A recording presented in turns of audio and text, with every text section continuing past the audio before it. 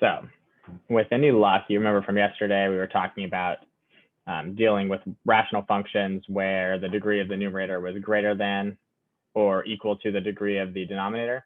And what do we always do in that case?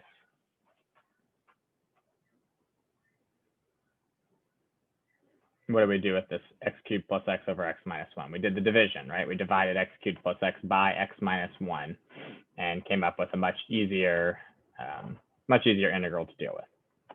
But in this case, the degree of the denominator is greater than the degree of the numerator. So we got to figure something else out. So the first thing we want to think about is, can I make a u substitution with my denominator as the u? So if I were to make u equal to 2x cubed plus 3x squared minus 2x, what would du need to be? It would have to be 6x squared plus 6x minus 2, which this is not 6x squared plus 6x minus 2, and there's no simple value that I can't just multiply this by a 6 and get 6x squared plus 6x minus 2. It doesn't come out that way. So what we have to do is we have to take a look at our denominator. You guys would see that if you could just multiply by a constant to get that to be a du, you just do that, right? Everybody good with that? Hopefully. Okay. All right. So since we can't do that, the first step we want to do is we want to try to factor out our denominator as much as we can. So we should first be able to factor an x out of that. And if we factor the x out of it, you should be able to factor that further. So factor your denominator and let me know what it comes out to be. And we're just going to say this is equal to the integral of x squared plus 2x minus 1 over, we know it's x, right? X times, what did you guys get?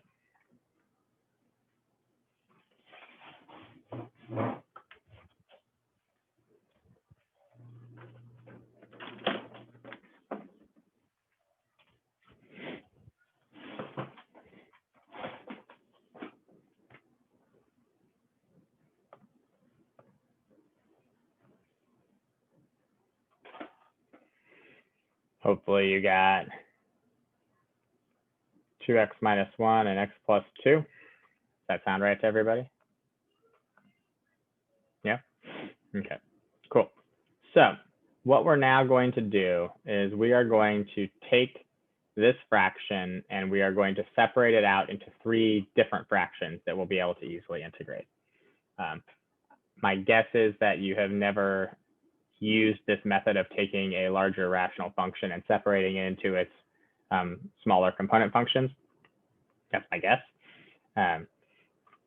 The method that we're going to use and learn for this today is called partial fraction decomposition. So hopefully maybe you're familiar with this, but if not, that's fine.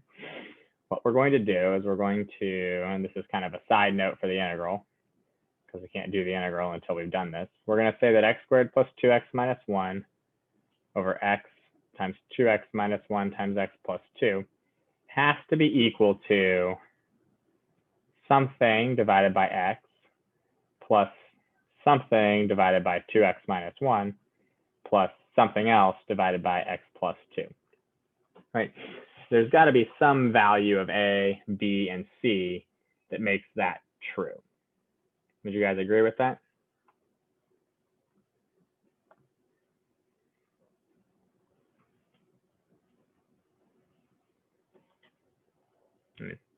Hopefully. Okay. Any rational function like this can be broken down into its component form by putting each one of these linear factors, and note that these are all linear factors, as the denominator of some other constant. Everybody good with that or no?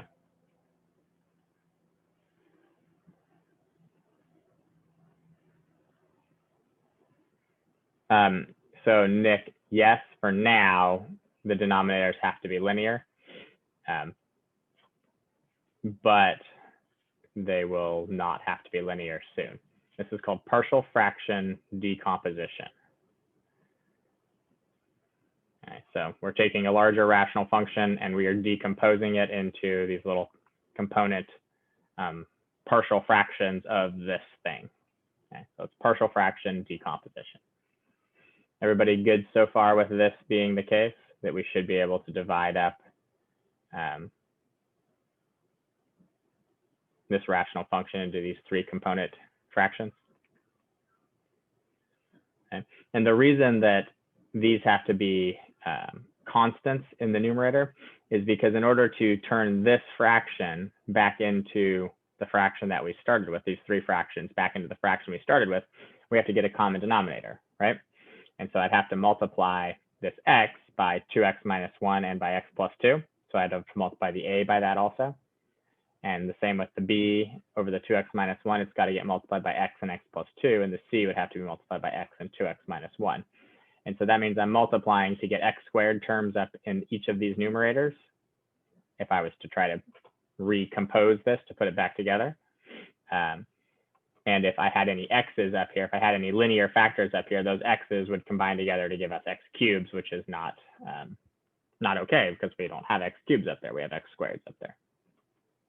Good or no?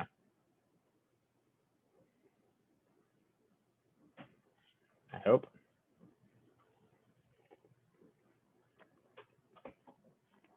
All right. So that's exactly what we're going to do. Is we are going to find the values of a, b, and c that when I get a common denominator here, make it equal to x squared plus 2x minus 1. So our first step is going to be to get the denominator on all 3 of these fractions to be x times 2x minus 1 times x plus 2. And if I were to multiply each of these things by the appropriate binomials to get that fraction, what would happen to all the denominators?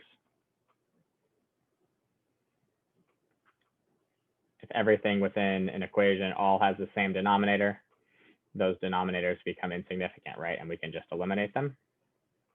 So what we're going to say is that x squared plus 2x minus 1 ought to be equal to a times, and what do I need to multiply the a over x by to get the same denominator? Well, we needed to multiply it by a 2x minus 1 and by an x plus 2. And the b would need to be multiplied by the x and the x plus 2. And the c would need to be multiplied by the x and the 2x minus 1.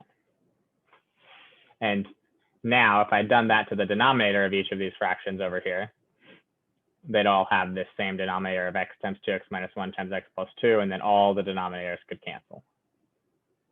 Everybody good with that or no?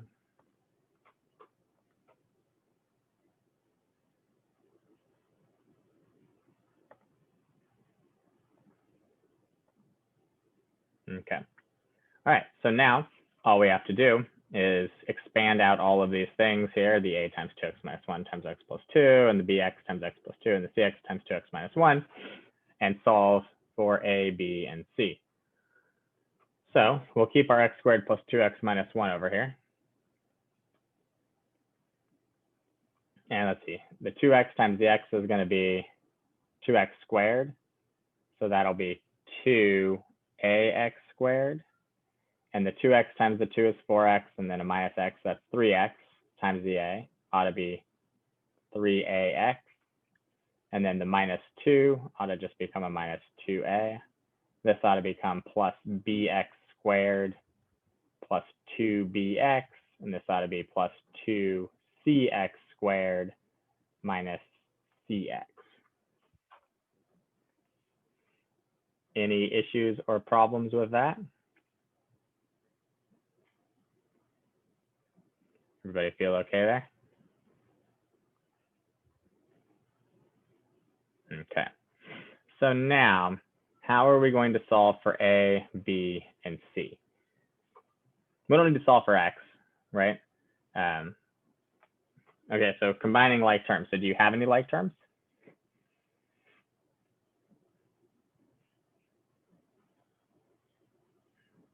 We've got the x squared terms, right? And we've got the x terms, right? And we've got a constant term.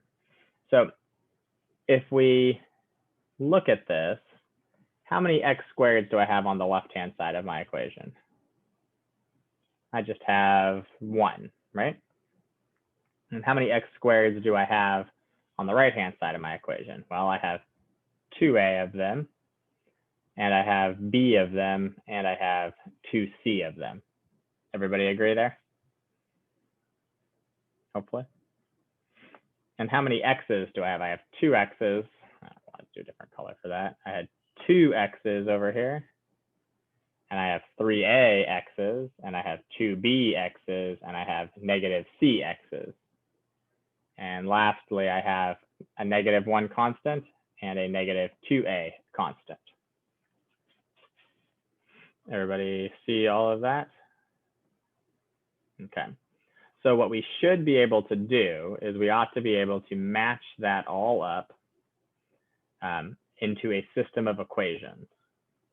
So I should know that 1 needs to equal 2a plus b plus 2c, right?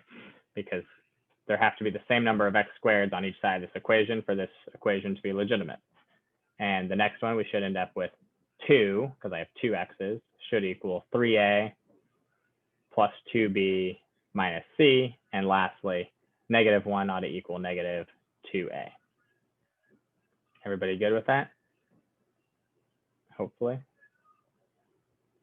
So let's write those out. We had 1 equals, what do we have? 1 equals 2a, I think, plus b plus 2c.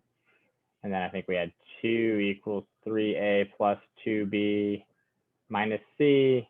And then the last one was -1 equals -2a. Does that look right? I don't have the page in front of me anymore, but I think that's what we had.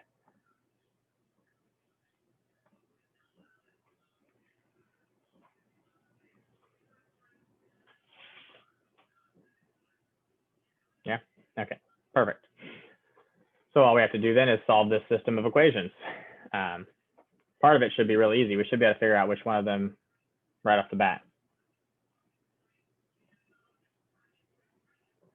Should see that a is just equal to 1/2. Okay.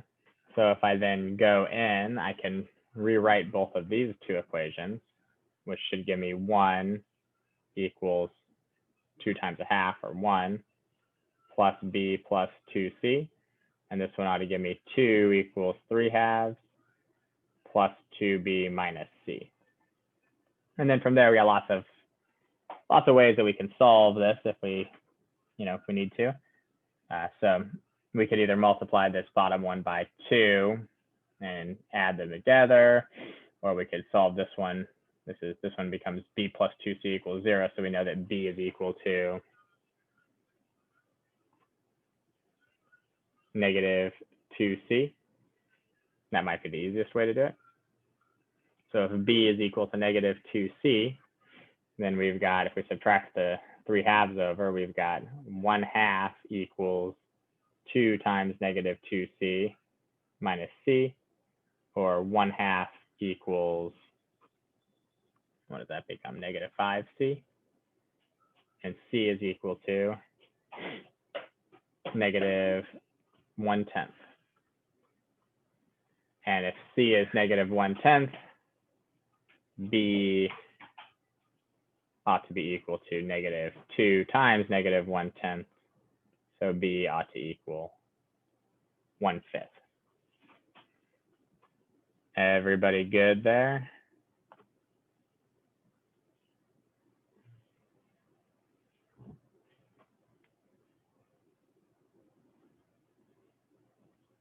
Okay.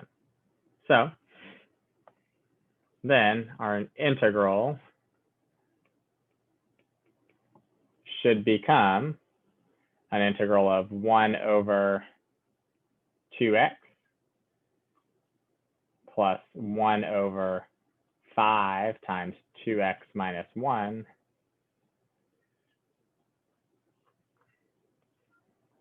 minus 1 over 10 times x plus 2 dx.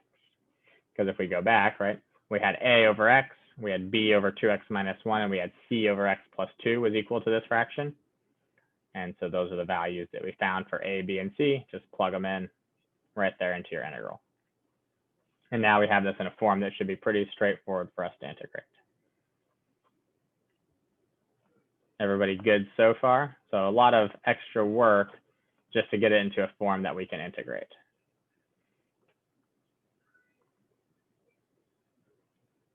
And what does our integral become? This integral should be 1/2 natural log absolute value of x plus, this one requires a u sub for u equal to 2x minus 1. Right? So what ends up happening there should become a 1/10 natural log absolute value 2x minus 1. And then this last one is just minus 1/10 natural log absolute value x plus 2 plus your constant.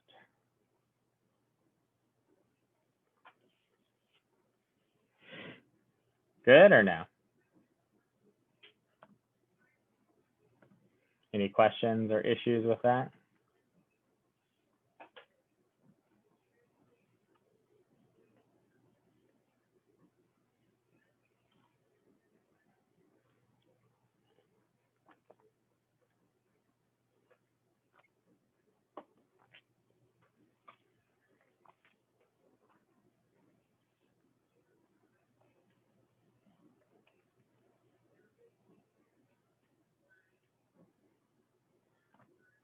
All right, let's look at this one.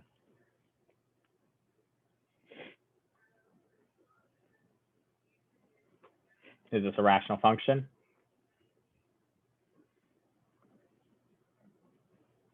The answer should be yes, this is a rational function. Is the degree of the numerator greater than or equal to the degree of the denominator? Nope. The degree of the numerator, Nick, is 0, right? And the degree of the denominator is 2. So the degree of the numerator is not greater than or equal to the degree of the denominator. And lastly, do you see a simple u substitution that you can use or any other simple method to use to integrate this? And I don't know why you said yes either, Nick, but yeah. So what should we do? We should factor this denominator if it can be, which it would appear that it can be, right? That's just a difference of squares, x plus a times x minus a.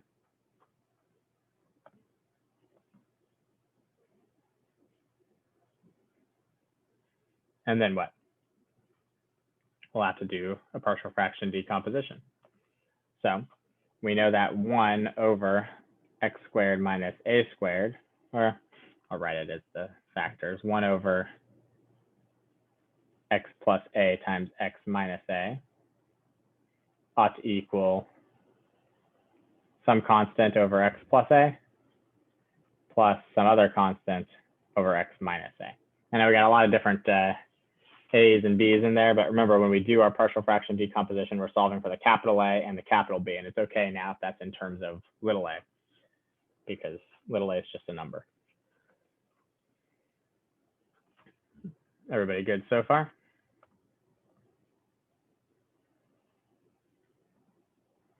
Okay, so we need to multiply the a by the x minus a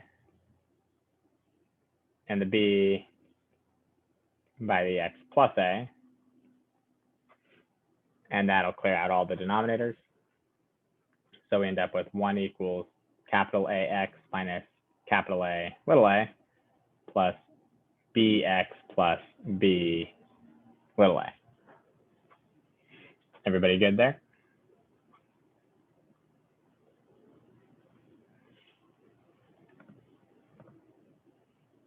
And we should be able to write two different equations. How many x's do we have on the left? We have 0 x's, right? So 0 is equal to a plus b. And also my constant, 1, ought to be equal to negative a plus b.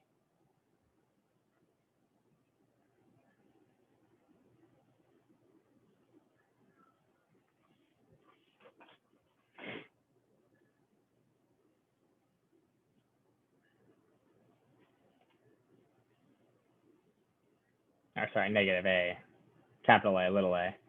and capital B, little a. Forgot that's all one constant there, right? So if we had numbers there, they'd have to be attached to that. So now what?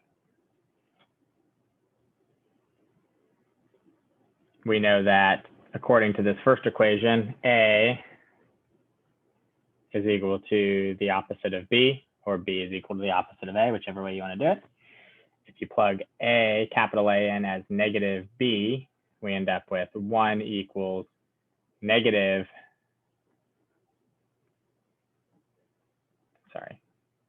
we end up with the opposite of A, which is capital B, little a, plus another capital B, little a, or that capital B is equal to what? 1 over 2a. And that would tell us that capital A is equal to negative 1 over 2a. Everybody good there?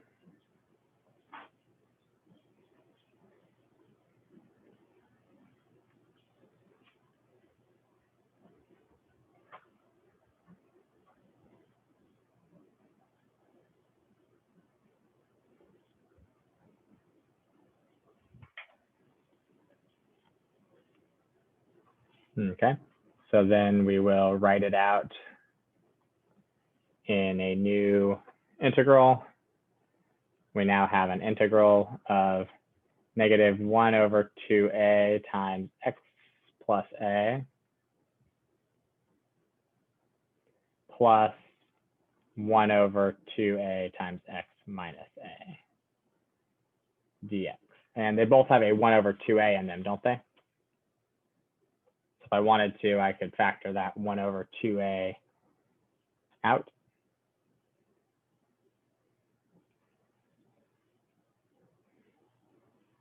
And so it's 1 over 2a times what? Should be the negative natural log absolute value x plus a plus the natural log absolute value x minus a plus a constant. Everybody good there?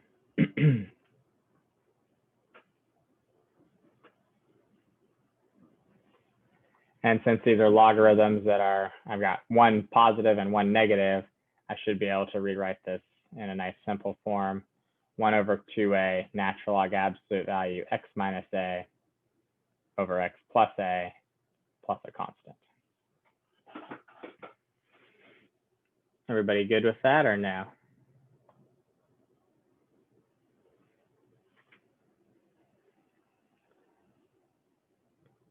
That's an integral that pops up fairly often, the integral of 1 over x squared minus a squared.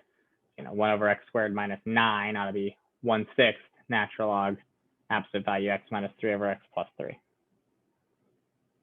So it's a rule that you probably want to know and memorize. Any issues? Everybody okay or no?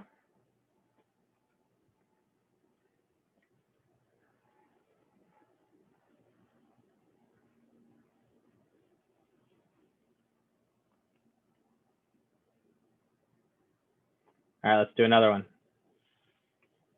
X to the fourth minus 2x squared plus 4x plus 1 over x cubed minus x squared minus x plus 1 dx. So we're going to integrate this. What should we do first?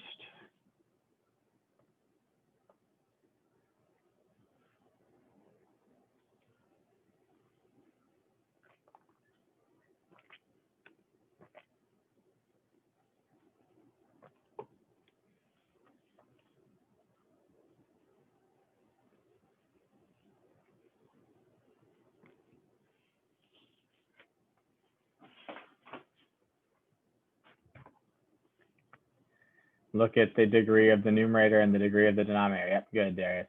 We should divide because the degree of the numerator is greater than or equal to the degree of the denominator. So unfortunately, this time we can't do synthetic division because we don't just have a binomial term in the denominator. So we're going to have to actually fully go out and do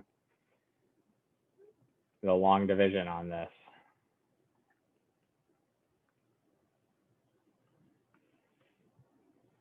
Don't forget the 0x cubed, like I almost just did. And x cubed times what gives you x to the fourth? That ought to be x, right? So we got x to the fourth minus x to the third minus x to the second plus x down here.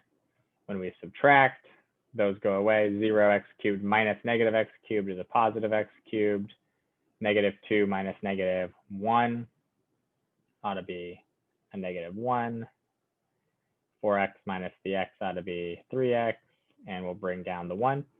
And x cubed times 1 gives us x cubed. So now we just need to figure out what our remainder is. Looks like our remainder here, x cubes cancel out, negative x squareds cancel out, 1's cancel out. It's just 3 minus -1 or 4x. Everybody good there?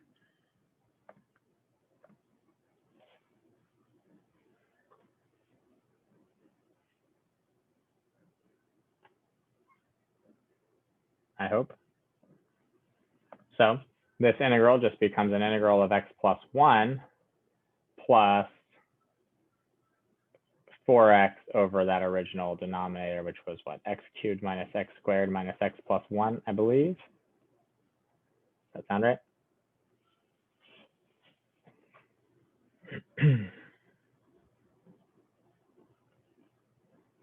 Everybody good there?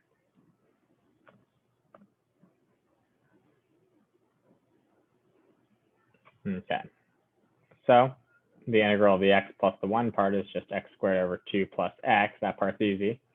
Now it's plus an integral of 4x over, let's see, can we factor this out or no?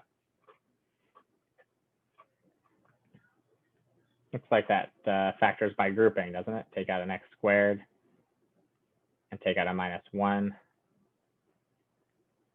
And it looks like we've got x squared minus 1 times x minus 1. Or if I factored the x squared minus 1 out fully, I'd have x minus 1 squared times x plus 1. Everybody good there?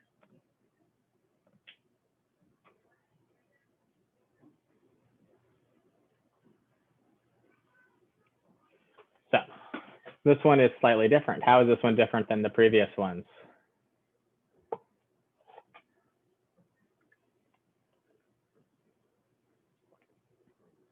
We still have all linear factors in the denominator, but one of those linear factors is a repeated factor, right? X minus 1 repeats.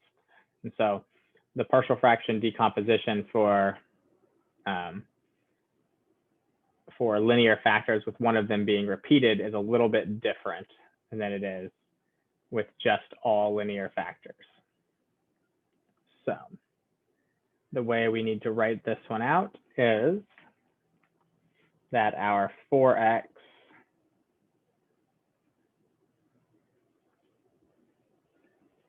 over our x minus 1 squared times x plus 1 equals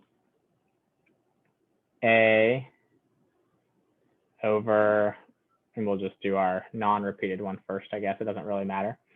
A over x plus 1 plus b over the repeated factor, x minus 1, plus c over the repeated factor squared.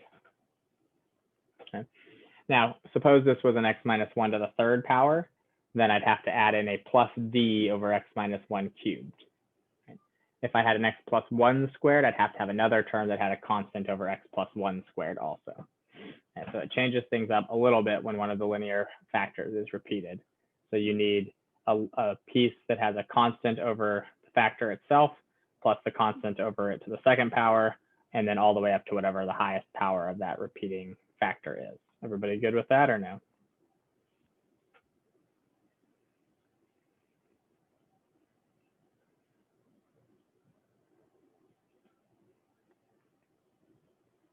Yeah, so if we have one linear factor that's not repeated, that one just gets a constant over the linear factor like we always did.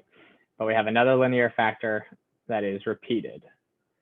So whenever you have a repeated linear factor, you do a constant over whatever that factor is, which is x minus 1, right? Because it's x minus 1 squared. The x minus 1 is what repeats. And then you have another constant over the x minus 1 to the second power. And I was saying also, if this was like x minus 1 to the fifth power, you'd have one for x minus 1, for x minus 1 squared. You'd have one for x minus 1 cubed, x minus 1 to the fourth, and x minus 1 to the fifth. So you have to have one for each power of this. One for the first power, one for the second power, because that's all we have. But like I said, if there was a fifth power, you'd have to have one for the cubed, one for the fourth, and one for the fifth power also. Does that make sense to everybody now?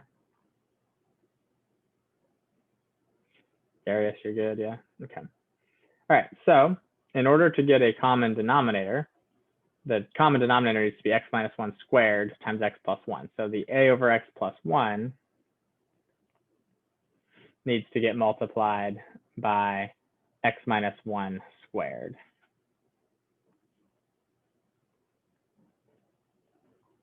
Because that's all it's missing. The b needs to get multiplied by both an x minus 1 and an x plus 1, which ought to be x squared minus 1. And the c just needs to get multiplied only by the x plus 1. Everybody good there or no?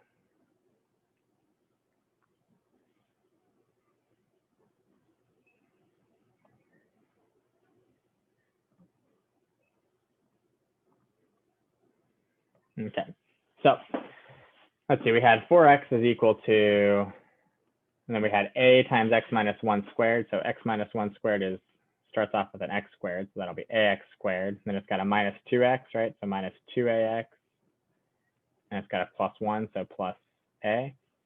And then we had b times the x squared minus 1, which ought to be plus bx squared minus b. And then the c was just being multiplied by x plus 1, so that ought to be plus cx plus c. Everybody good there? Okay. And now we'll match them up and make a system of equations. So I don't have any x squareds on the left. That means that a plus b, the only x squareds I have on the right, has to equal 0. I have a 4x, so that means that negative 2a plus c needs to equal 4. I don't have any other x terms. And then I have constants of a minus b plus c needs to equal my constant on the left, which is 0.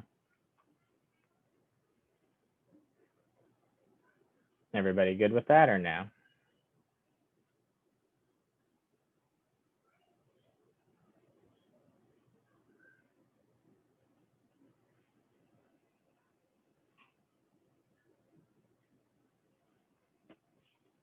Okay. So now we just need to solve the system of equations.